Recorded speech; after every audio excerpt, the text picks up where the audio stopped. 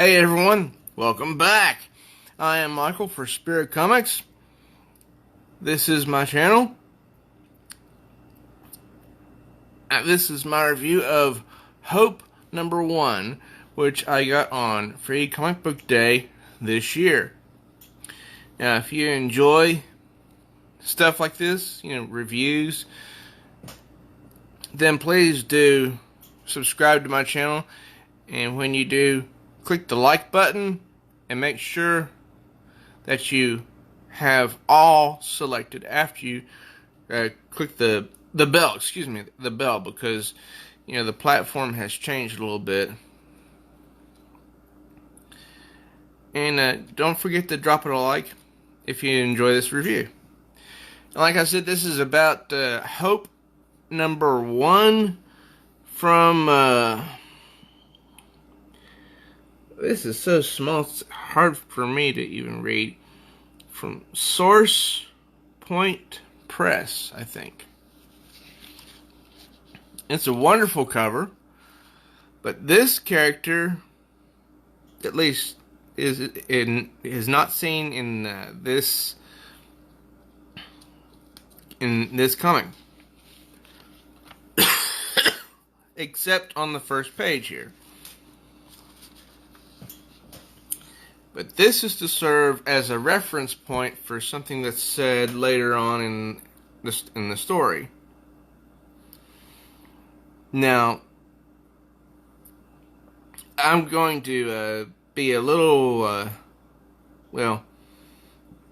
going to say it's a little bit of I'll just come out and say it. This is a really attractive superhero. Very few superhero women today have a figure like this, and she is beautiful. This is she's lifting this ambulance out of harm's way, I'm guessing, and of course there's people there with cell phones capturing everything. And there's an announcer down here that says, and while the debate over what to do about unregistered ultras, which is, the heroes of this universe, continues, there is no debate about how some ultras have impacted countless lives for the better.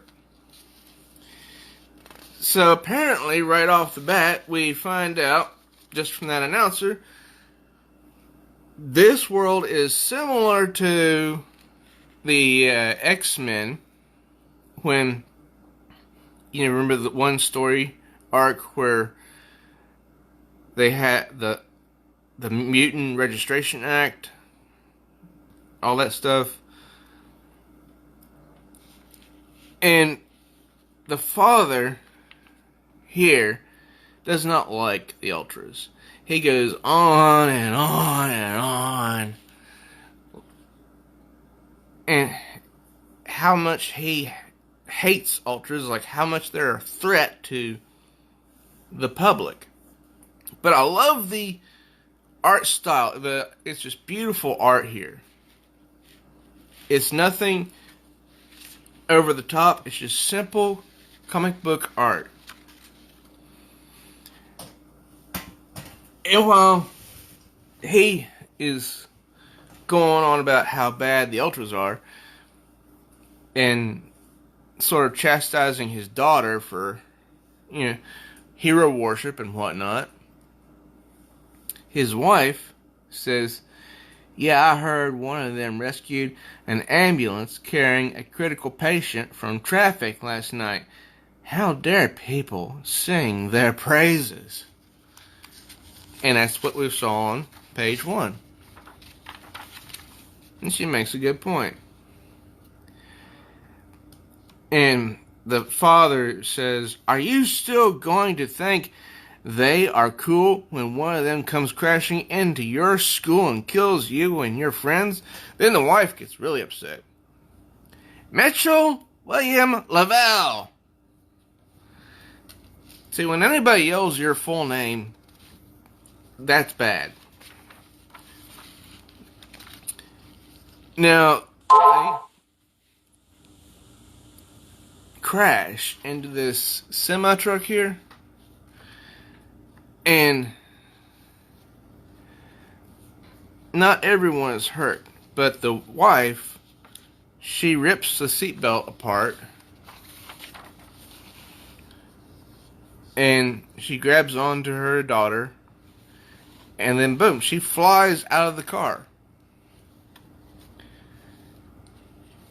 She says everything is okay, everything's just fine. And this says down here, Hope, chapter 1, the day the world went away. But not everything is fine. This comic book is a reflection, I believe, on our world today, and not in a bad way, really. It's a reflection of our failings as a society. She sees that her husband, Mitchell, is bleeding, and he's suffering, yet there's these two knuckleheads right here. She says, Mitch, oh God. And this dude says, I'm never gonna have to work another day in my life after this. She turns her head, tears in her eyes, and says, that's a phone, isn't it? Yeah. She says, then why aren't you calling for help? And she says, why aren't any of you calling for help? See, instead of doing the right thing and calling an ambulance, two people who have cell phones are just standing there recording. And the girl says, huh? Mitchell, honey. And she tears the door off. Oh God, Daddy. Because you can see the blood coming from his head there. And this is the guy that her husband ran into. And she says to him, have you called for help? And the man says, but you're an ultra. Aren't you the help? See, right there, this says to me, people depend too much on the help of others instead of standing up and doing something to help someone when they can. It doesn't have to be a superhero. You know, if you see someone in need, genuine need, and you just stand there doing nothing, well, what good are you? She tells her daughter to be brave. So she picks up the family car, flies it to an emergency room, and the two EMTs right here, they're just like awestruck. Because one guy says, oh wow, someone just posted that an ultra was involved in a car accident. Was that a good one or a bad one? They weren't sure. We have a code 11-80. And the wife is there saying, it was a head-on collision. The child has no visible damage, but the driver has suffered severe blunt force trauma. I mean, from page to page, it has kept my attention, and I'm wanting to know what's going to happen next from panel to panel. She says, the driver, my husband, he's not responsive. Please. They're just standing there like idiots. And then this guy says, Incoming trauma patients. And he says, we'll take it from here, ma'am. And she's crying because she couldn't save both her husband and her daughter. But then she's faced with some really bad truths. The doctor comes in, and this doctor she's apparently had as the family doctor for years. And he tells her that, that her daughter is fine. And that she's going to be fine, but that her husband, he didn't do so good. And he says Mitchell is stable, but he's in a coma. And so this is just another reflection on how one individual can't do everything. One individual can't save everyone. She says, no. I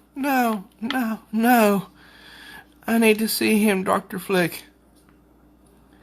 And I need to... He says, Julie, wait. And he goes into this long monologue about how her life is never going to be the same again. And asked how she actually got these powers. And she says, it doesn't matter. Not right now, anyway. What matters is the well-being of my family. I just want to see my family. And then, the sorrow on her face does not change. She's angry and sorrowful at the same time, and she needs to see her family. But then she sort of loses control. She leaves the room saying, where are they? He says, Mitchell is in surgery right now. And like I said, Anna is fine, but she's no longer here. Now, I need you to stay calm while I explain. And she reacts just like a mother would. No, Stephen, no. You don't get to do that. You don't get to tell me my daughter has been taken somewhere without my permission and then tell me to be calm. And so one of the people in the background in a lab coat says, security. And she's a very upset mother. He says, Julie, please, I'm your friend. Calm down and listen to me before you make everything worse. She says, worse? How could things get worse? And whenever you ask how something could get worse, usually whatever it is does. And a security guard in the background says, ma'am, I need you to step away from the doctor. And she doesn't notice the doctor. And she says, where is she, Stephen? Where is Anna? And then the security guard grabs her by the arm, says, that's enough. She reacts and says, don't touch me! Which is, in my opinion, valid. She didn't hear she didn't hear the security guard, so she perceived it as an attack on her life. However, she realizes what she's done, and then the security guard pulls a gun on her, and she says, please tell me where my daughter is. And then she gets some really bad news. And I won't tell you what it is, but perhaps you can guess. And this is... I couldn't believe it when the story was finished, but it was just had me on the edge of my seat the whole time I read it. And the artwork, It's simple artwork. It's not convoluted with a lot of different textures and everything. It's just it's simple artwork that tells me how the character is feeling at any given moment. You know, this is something that I believe DC Comics and Marvel Comics could learn from. Because, well, they just could, because, you know, comic books like this just don't exist from either company anymore. This is a wonderful comic book, and I'm going to try and find part 2 if I can. It's written by Dirk Manning and art by K. Lynn Smith. And in the back, it says that I think Dirk Manning is on Twitter, maybe? And but there's also a website, www.dirkmanning, that's MANNING.com. And also there's a website for KaylynnSmith.net. Includes all her social media links and stuff. But this was a great story. I thoroughly enjoyed it.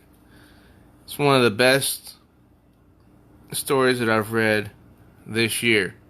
So, did you guys pick this up on Free Comic Book Day this year?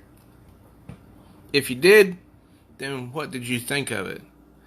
Leave your comments below. I am Michael for Spirit Comics. Please do subscribe to my channel and click the notification bell so you are notified each time a video is uploaded. And don't forget to select all when you click the notification bell, because this platform has changed. Please drop me a like. And thank you for stopping by. This is Michael for Spirit Comics.